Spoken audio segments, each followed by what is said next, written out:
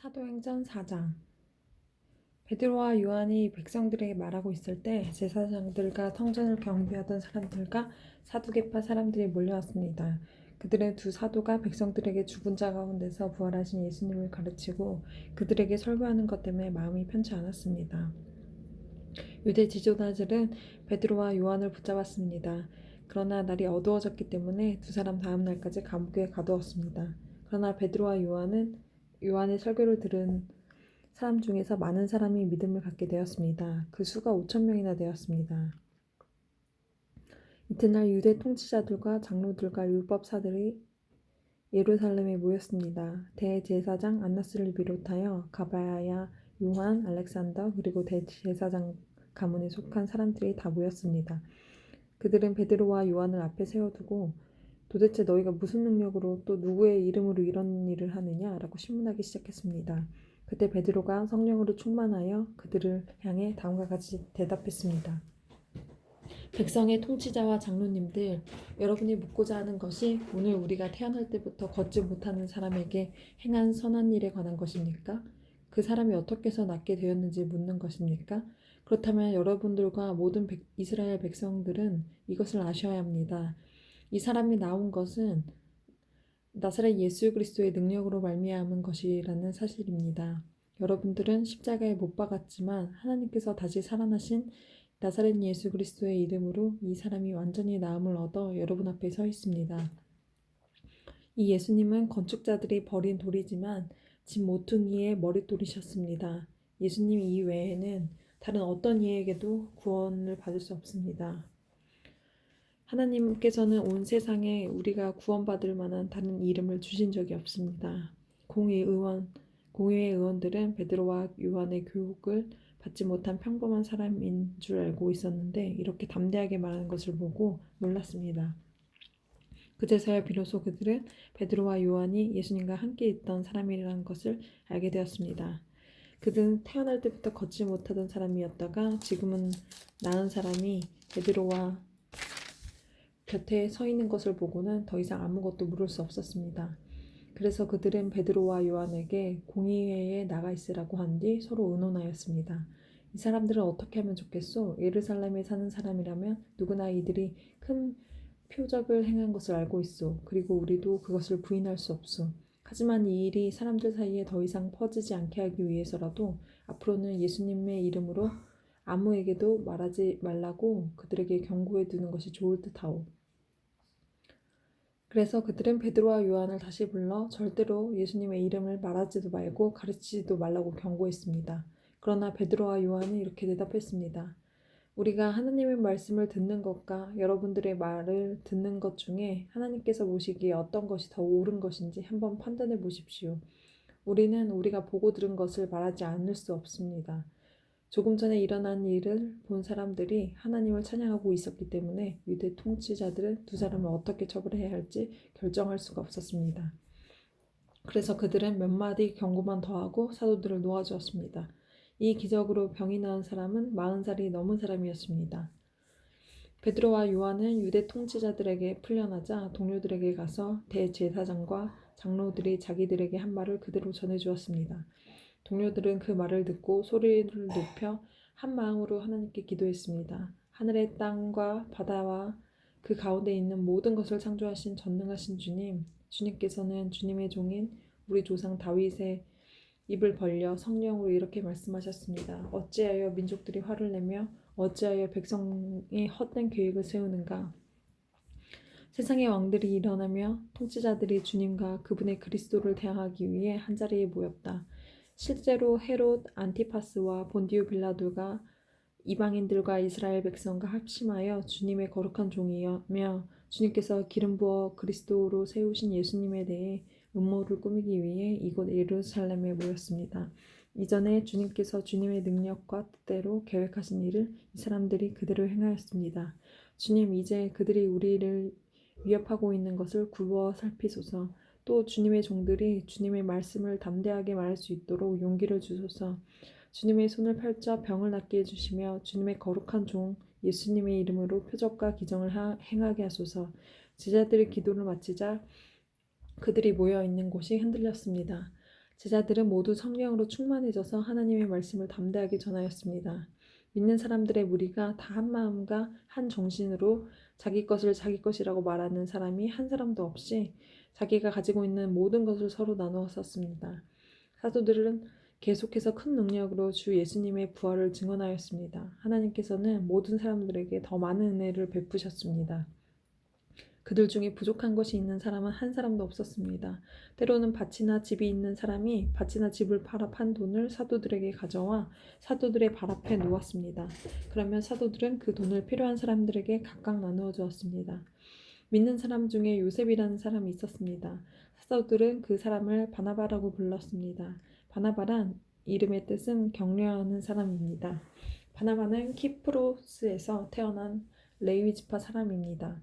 요셉이 자기의 밭을 팔아 그 돈을 사도들의 발 앞에 갖다 놓았습니다. 5장 아나니아라는 사람과 그의 아내 삽비라도 자기들의 땅 일부분을 팔았습니다. 아나니아는 땅을 판 돈에서 얼마를 떼어 몰래 숨겨놓고 나머지만 사도들 발 앞에 갖다 놓았습니다. 그의 아내도 이런 내막을 다 알고 있었습니다. 그때 베드로가 말했습니다. 아나니아여, 어찌하여 사탄이 그대 마음에 가득하여 성령을 속이고 땅을 팔아 받은 돈 가운데 얼마를 떼어 놓았소? 그 땅은 팔기 전에도 그대 것이었고 판 뒤에도 그 돈은 그대 마음대로 할 수 있었소. 그런데 어찌하여 성령을 속일 마음을 먹었소? 그대는 사람을 속인 것이 아니라 하나님을 속인 것이요. 아나니아는 이 말을 듣자마자 쓰러져 죽었습니다. 이 소식을 들은 모든 사람은 몹시 두려워했습니다. 젊은이 몇 사람이 들어와 그의 시체를 싸서 밖으로 메고 나가 묻었습니다. 3시간쯤 지나서 아나니아의 아내 삽비라가 들어왔습니다. 삽비라는 도대체 방금 무슨 일이 일어났는지 전혀 몰랐습니다. 베드로가 삽비라에게 물어보았습니다. 그대와 그대의 남편인 아나니아가 땅을 팔아서 받은 돈이 이것뿐이요? 삽비라는 예, 그것뿐입니다. 라고 대답했습니다. 베드로가 다시 말했습니다. 어찌하여 그대와 그대 남편은 서로 짜고 주님의 성령을 시험할 수 있단 말이요? 보시오, 그대의 남편을 장사 지내고 온 사람들이 문 앞에 있으니 그들이 그대를 메고 나갈 것이요. 그 말이 끝나자마자 삽비라는 베드로 앞에 쓰러져 죽었습니다. 그 순간 젊은이들이 들어와 삽비라가 죽은 것을 보고 그네를 밖으로 메고 나가 남편 곁에 묻었습니다. 온 교회와 이 일을 들은 모든 사람이 큰 두려움에 사로잡혔습니다. 사도들은 백성들 사이에서 많은 표적과 기적을 행했습니다. 믿는 사람들이 솔로몬 행각에 자주 모였습니다. 그들은 백성들에게서 칭찬받았습니다. 하지만 사람들은 감히 믿는 사람들의 모임에 끼어들지 못했습니다. 이런 중에도 주님을 믿는 사람들은 점점 더 많아졌습니다. 그리하여 남자나 여자나 믿는 사람의 수가 크게 늘어났습니다. 그러자 사람들은 베드로가 지나갈 때면 병자를 길에 데리고 나와 침대와 자리에 눕혀 놓고 베드로의 그림자라도 그들에게 덮어주기를 바랐습니다. 예루살렘 주변의 여러 마을에서도 사람들이 몰려들었습니다. 그들은 병자와 악한 귀신에게 시달리는 사람들을 데려왔으며 그들은 모두 고침받았습니다. 대제사장과 사두개파에 속한 그의 모든 동료들은 사도들을 향한 시기심이 가득했습니다. 그들은 사도를 붙잡아 감옥에 가두었습니다. 그러나 밤중에 주님의 천사가 감옥의 문을 열고 사도들을 밖으로 데리고 나가며 말했습니다. 너희는 가서 성전에 서서 이 생명의 말씀을 백성들에게 다 전하여라. 사도들은 이 말을 듣고 아침 일찍 성전으로 가서 가르치기 시작했습니다. 대제사장과 그의 동료들이 도착하여 이스라엘의 모든 장로로 구성된 공회를 소집하고 감옥으로 사람을 보내어 사도들을 데려오게 했습니다. 관리들이 감옥에 가보았으나 사도들은 보이지 않았습니다. 그들은 돌아와서 그 사실을 알렸습니다. 우리가 가서 보니 감옥문이 굳게 잠겨져 있었고 간수들은 문을 지키고 서 있었습니다. 그런데 문을 열어서 보니 감옥 안에는 아무도 없었습니다. 이 말을 듣고 성전 경비대장과 제사장들은 사도들에게 일어난 일로 몹시 놀라 당황했습니다. 바로 그때 어떤 사람이 와서 보십시오. 여러분이 감옥에 가두었던 사람들이 성전 뜰에 서서 백성들을 가르치고 있습니다. 고 말했습니다. 그러자 성전 경비대장은 그의 부하들을 밖으로 데리고 나가 사도들을 다시 잡아왔습니다. 그러나 그들은 사람들이 자기들에게 돌을 던질까 두려워 폭력을 쓰지 않았습니다. 성전 경비대에 속한 사람들이 사도들을 데리고 공의회 앞에 세우자 대제사장이 사도들에게 물었습니다. 우리가 이 이름으로 가르치지 말라고 단단히 주의를 주었는데도 그대들은 예루살렘을 온통 그대의 가르침으로 채워놓았소. 그리고 예수의 죽인 책임을 우리에게 넘기려 하고 있어. 그러자 베드로와 다른 사도들이 대답했습니다. 우리가 사람이 아니라 하나님의 복종해야 한다는 것은 당연한 일입니다. 여러분이 나무에 매달아 죽인 예수님을 우리 조상이 하나님께서 다시 살리셨습니다. 하나님께서는 이 예수님을 높이 올리셔서 하나님 오른편에 앉게 하셨습니다. 하나님께서는 예수님을 우리의 지도자와 구세주로 삼으셔서 이스라엘에게 회개를 통해 죄의 사함을 받게 하셨습니다. 우리는 이 일의 증인입니다. 또한 하나님께서 자기에게 복종하는 사람에게 주신 성령 역시 그렇습니다. 공의회 의원들은 이 말을 듣고 몹시 화를 내며 사도들을 죽이려 했습니다.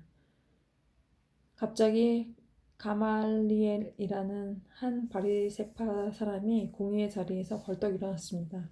그는 율법사이며 모든 백성에게 존경을 받는 사람이었습니다. 가말리엘은 사도들을 잠깐 밖에 나가 있게 하고 공의회 의원들에게 이렇게 말했습니다. 이스라엘 사람들이여, 여러분들이 이 사람들에게 어떤 행복을 하려는지 깊이 생각해 보십시오. 얼마 전에 드다가 출연했을 때의 일을 기억하십니까? 드다는 자기가 대단한 인물이라고 주장했고 400명가량 되는 사람이 그를 따라다녔습니다.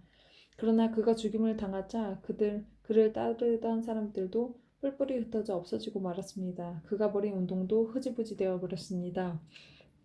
이런 일이 있은 후에는 인구조사를 할 때 갈릴리에 유다라는 사람이 나타나 백성들을 이끌고 다녔습니다. 그러나 그가 죽임을 당하자 그를 따르던 사람 역시 다 흩어지고 말았습니다.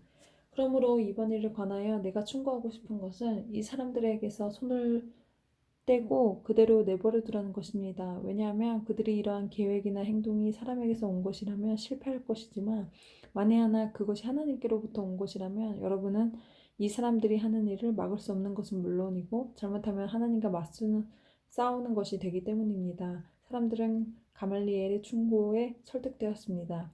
그들은 사도들을 다시 공의회 안으로 불러들여서 매질을 한 후에 다시는 예수님의 이름으로 말하지 말라고 엄하게 명하여 놓았습니다.